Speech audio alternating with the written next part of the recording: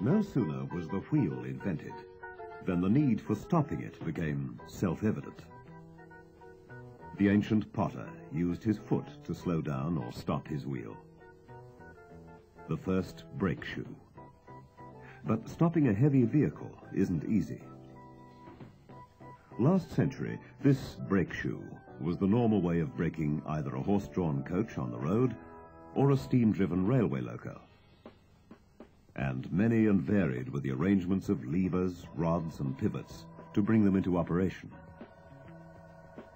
Today, a refined version of the same system is still in use on railway rolling stock. When the cyclist applies the brake and brings two shoes into action with the wheel between, he is virtually using a form of disc brake. Early car design developed from the horse-drawn carriage. Exposed in full view is the system for braking the 1898 three-wheeler auto motet.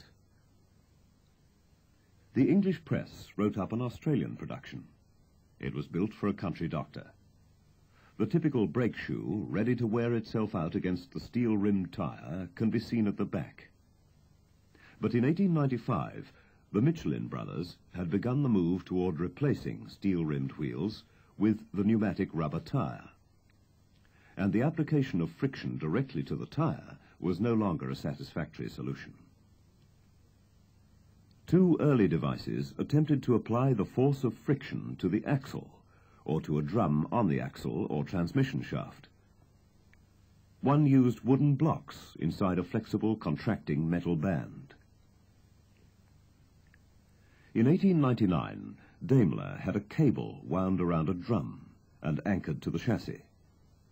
When the cable was tightened while the car was moving forwards, the rotation of the drum increased the tightness and grip of the cable.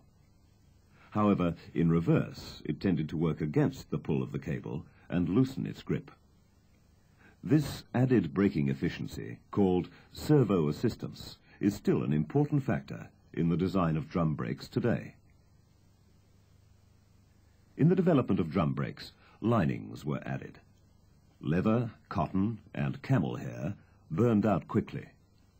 But in 1908, Herbert Froude processed an asbestos fabric. However, the disadvantages of having the brakes exposed to weather and dirt led to a new design of expanding shoes inside a brake drum. Its first appearance seems to have been with Louis Renault in 1902, and remained the basic principle for the next 50 years. A standard drum brake has two curved shoes, pivoted at the lower end, held together by a spring towards the top. A leverage system from the brake pedal operates on a cam that forces the two shoes apart and against the inside surface of the drum. In this arrangement, the shoe on the left is called the leading shoe, as the forward rotation of the drum forces the shoe against its fixed pivot, increasing grip and braking power. One solution to the challenge of increasing the servo action was to connect the two shoes with a pivot and secure the other end of the trailing shoe with a pivot to the back plate. This in effect made both shoes leading shoes. They both became trailing shoes when the car was in reverse, but less brake pressure was needed then.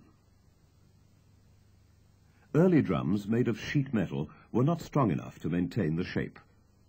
They scored easily and were poor heat conductors. Improvements during the 1920s included a nickel-iron alloy, which had greater rigidity and a better coefficient of friction. Cast aluminium drums with cast-iron liners were also in use. Today, the metal of a drum brake is cast iron. The lining materials used in today's drum brakes are a composite material of asbestos and metal particles sintered together and varied to each manufacturer's specification. Excessive heat causes changes in the friction properties of brake linings, a condition known as brake fade. In extremes, they may be permanently damaged. Dispersing heat is a major factor in the effectiveness of brakes. The engine of the car uses fuel to convert chemical energy into kinetic and/or potential energy. Brakes are designed to rob the car of its kinetic energy, the energy of motion.